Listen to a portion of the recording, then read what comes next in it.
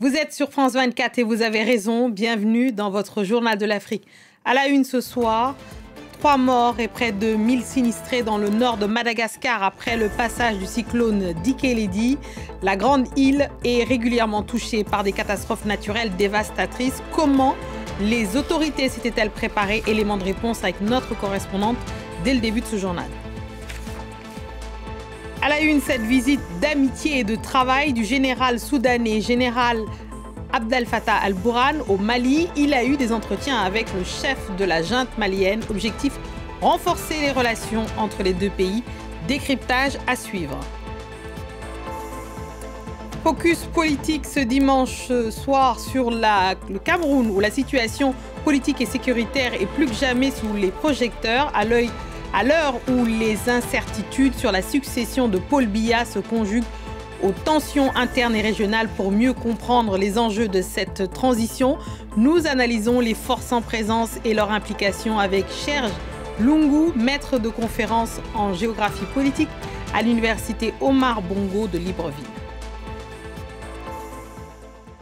On ouvre ce journal en allant à Madagascar au lendemain du passage du cyclone Dikeledi qui a fait 3 morts et près d'1 millier de sinistrés dans le nord du pays. Chaque année, quasiment, la grande île est touchée par des catastrophes naturelles dévastatrices. Les autorités étaient à pied d'œuvre depuis 3 mois pour anticiper les dégâts. Les détails avec notre correspondante Gaëlle Borgia. Le cyclone tropical Dikeledi a touché la côte nord-est de Madagascar ce samedi aux alentours de 19h30 heure locale. Il est resté plusieurs heures avant de quitter la grande île aux alentours de 3h du matin ce dimanche, causant de fortes pluies et des rafales de vent pouvant aller jusqu'à 120 km/h. Les autorités sont pour l'instant satisfaites du bilan. 3 morts, 38 cases endommagées, moins de 200 cases inondées. Pour l'instant, pas d'hôpitaux ni d'écoles touchées. Madagascar a finalement tiré les leçons du passé. Il faut rappeler que des cyclones dévastateurs ont touché Madagascar, notamment en 2022, causant environ 200 morts. Cette fois-ci, le Bureau national de gestion des risques et catastrophes s'est préparé 3 à 4 mois à l'avance. Des vivres ont été acheminés dans les zones enclavées du nord, du matériel de sauvetage également. Un service de communication communautaire a été mis en place. Et cette préparation a donc permis de limiter les dégâts, selon le directeur général du Bureau national de gestion des risques et catastrophes. Je suis quand même, en tant que premier responsable de la gestion des risques et des catastrophes à Madagascar, je suis très satisfait donc par rapport à ces bilans. On a bien préparé, non seulement le BNGRC, mais toutes les autorités locales et surtout la population qui a appliqué les instructions données. Le cyclone Dikeledi est désormais au large des côtes malgaches. Pour l'heure, les prévisions météo ne peuvent pas indiquer s'il touchera à nouveau les côtes malgaches. Il faut rappeler que la Grande Île est un des pays au monde les plus exposés aux catastrophes naturelles. Les cyclones de 2022 et la sécheresse de 2020 avaient entraîné des famines meurtrières. On passe au Mozambique où depuis le 9 octobre, près de 300 personnes ont été tuées depuis la révélation des résultats de la présidentielle, des violences qui déchirent le pays et qui ont conduit des milliers de personnes à fuir vers le Malawi. Cependant, le Malawi, n'était pas préparé pour l'accueil de cet afflux de réfugiés. Clémence Valère. Ces Mozambicains n'ont eu d'autre choix que de fuir leur pays, déchiré par des violences post-électorales. Dans ce camp de réfugiés de Tanganyika au Malawi, ils sont des milliers à vivre désormais dans l'incertitude. Et surtout, dans un grand dénuement. Nous sommes arrivés ici affamés et épuisés. Malheureusement, il y a une grave pénurie de nourriture. Les enfants n'ont droit qu'à un peu de bouillie. Depuis que je suis arrivée ici, je dors le ventre vide. Nous n'avons eu que 2 boules de farine de maïs. Selon les autorités du Malawi, 13 000 Mozambicains sont entrés dans le pays au cours des dernières semaines. Les Nations Unies ont fourni des tentes, des couvertures et des kits d'hygiène, mais pas de quoi couvrir les besoins toujours plus importants. Cet endroit devient peu à peu un terrain propice au choléra et à d'autres maladies transmises par l'eau. Le principal problème, outre la nourriture, est que le camp n'a pas de toilette. Le département des réfugiés du ministère de l'Intérieur du Malawi a déclaré qu'il avait l'intention de reloger les personnes déplacées vivant à Tanganyika dans un autre camp qui, selon eux, dispose de meilleures infrastructures. Des tentes ont déjà été installées sur place avec l'aide des Nations Unies, de la Croix-Rouge du Malawi et d'autres partenaires. Cependant, le plus grand défi que nous avons relevé sur le site est l'accès à l'eau.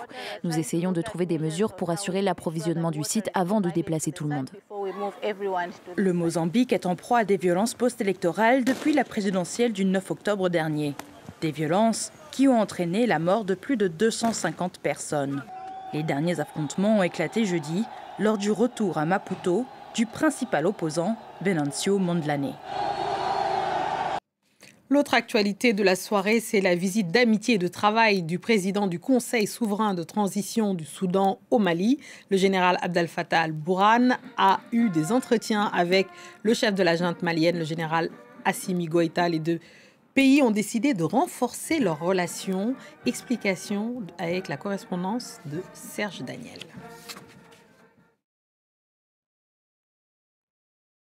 Au cours de la visite, les deux dirigeants ont décidé de renforcer leur coopération et cela passe d'abord par le partage d'expériences. Au Mali, la junte a en face deux ennemis de taille sur le terrain, sur le territoire national. D'abord les groupes djihadistes, ensuite les groupes indépendantistes qui contrôlent toujours une partie du territoire national. Au Soudan, ce sont les forces de soutien rapide, les FSR des rebelles, qui combattent le pouvoir de Khartoum. Bamako et Khartoum sont décidés à travailler main dans la main pour lutter contre le terrorisme. Le président de la transition du Mali a par exemple déclaré que les groupes terroristes et mercenaires de plusieurs pays œuvrent à déstabiliser la sécurité de la région et nous devons nous donner la main. Et son homologue soudanais, le général Abdel Fattah al-Burhan, président du Conseil souverain de transition du Soudan, dit exactement la même chose. Échange devant procéder, le chef de la junte malienne a apporté le soutien du Mali au Soudan face aux attaques visant sa sécurité et sa stabilité. Les deux pays ont également décidé de coordonner leurs actions désormais sur le plan diplomatique pour parler d'une même voix sur le plan international. Au Tchad, 12 jours après le triple scrutin législatif, provincial et communal, les résultats provisoires d'une majorité de la région sont tombés. Sans surprise, c'est le parti soutien du président Mohamed Idriss Déby Itno qui a remporté la grande majorité des sièges au pouvoir. Harold Girard. 124 sièges de députés sur les 188 disponibles pourraient revenir au mouvement patriotique du salut, le MPS. C'est en tout cas ce qu'annoncent les premiers résultats provisoires révélés par l'ANGE, l'Agence nationale de gestion des élections. Ce score, s'il est confirmé, il conférerait une majorité absolue au MPS, parti historique ici au Tchad qui soutient l'actuel président de la République, Mohamed Idriss Déby Itno.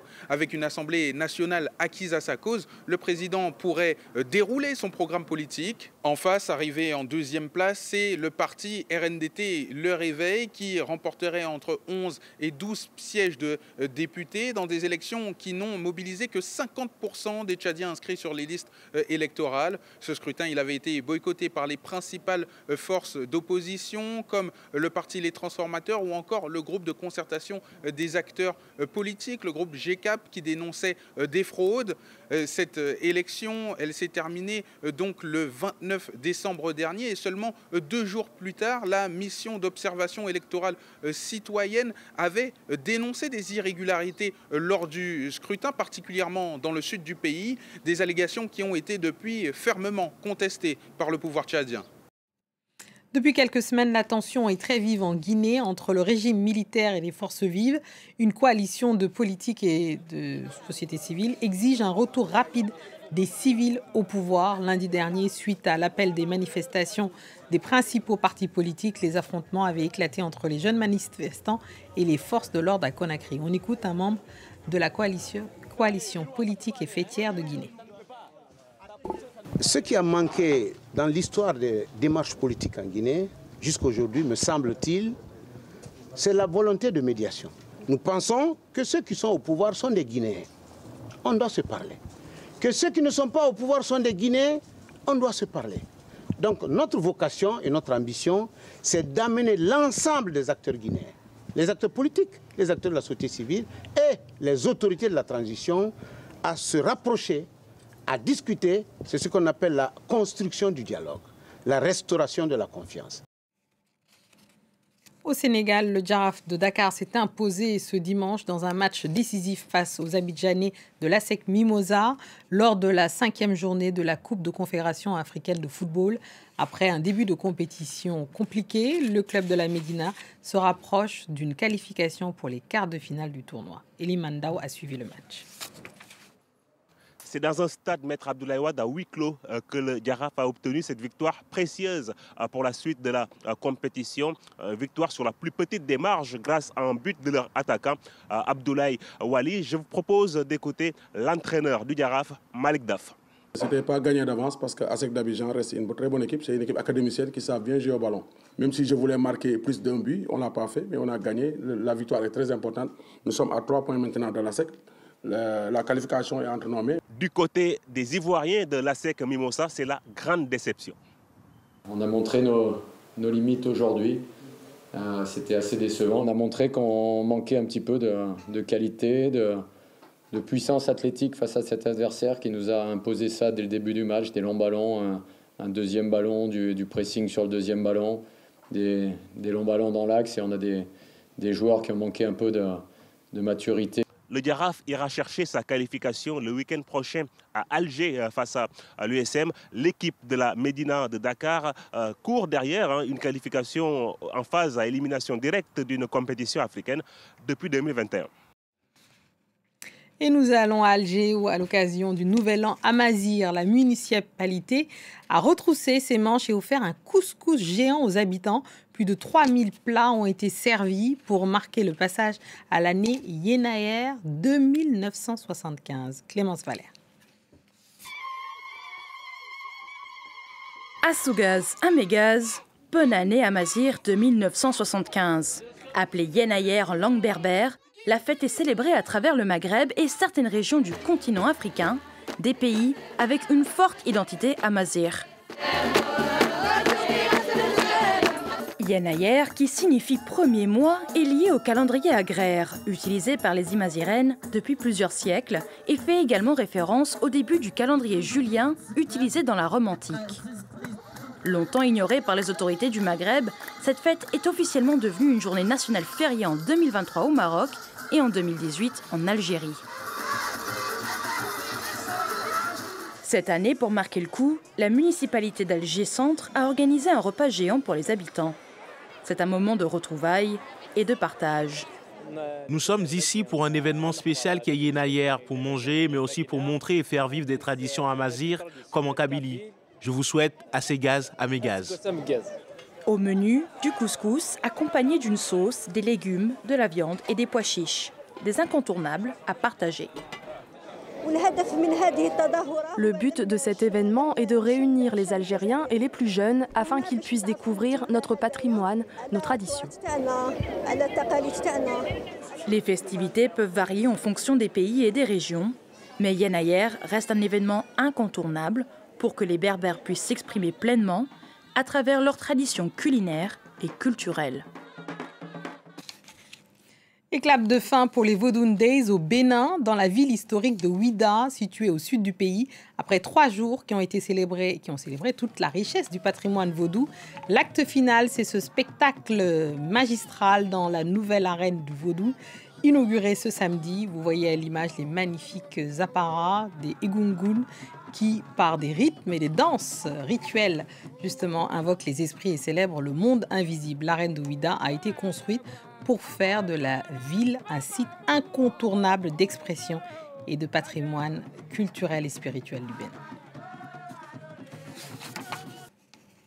On passe à notre focus politique de ce dimanche dans ce JTA qui s'intéresse ce soir à la situation politique et sécuritaire du Cameroun à l'heure où les incertitudes sur la succession de Paul Biya se conjuguent aux tensions internes et régionales. Décryptage avec un professeur, Serge Lungu, maître de conférences en géographie politique à l'université Omar Bongo de Libreville. Serge Lungu, merci de nous retrouver dans le JTA de France 24.